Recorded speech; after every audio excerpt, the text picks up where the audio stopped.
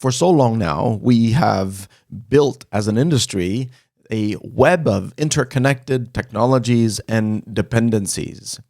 One of the all-important parts of any business is identity and authentication systems. The internet often serves as an experimental environment where there's one or two clear winners at the end of the day in a given technology focus area. So the net effect of that is that when so much concentration happens, it also invites the bad guys to the same concentration. So this week, we find out what happens when a company that is trusted with keeping our identities secure is the one that gets compromised.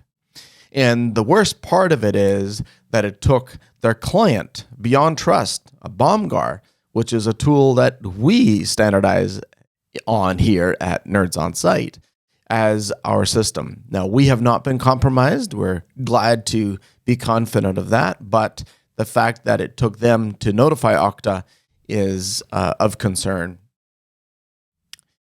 In our second story, we have a fascinating technical report on traffic interception that would unlikely be noticed by anyone unless they're looking for it.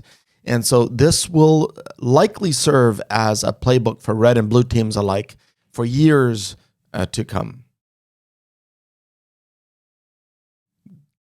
Google continues to get away with malvertising to the tune of millions of ads per year that are malicious. And anytime a technology problem is hard to solve, it is exploited by criminals. And so this is how KeyPass site that looked genuine was actually being used through malvertising.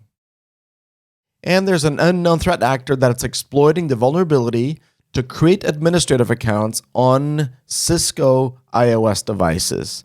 And while this story is about an unpatched exploit, it is a great lesson in reducing an attack surface.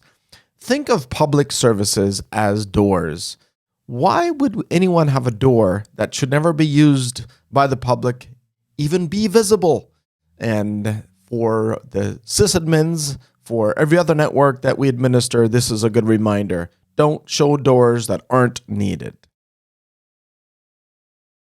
And we have some good news in that authorities confirmed that Ragnar Locker ransomware has been taken down in an international sting. This is great news because it is such a victory that law enforcement is getting better at collaborating across countries and jurisdictions. So keep up the good work.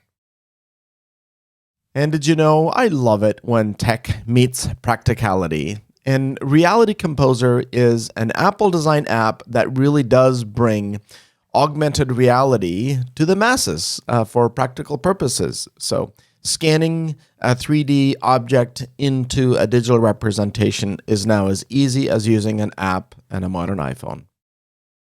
Thanks for watching. See you next week.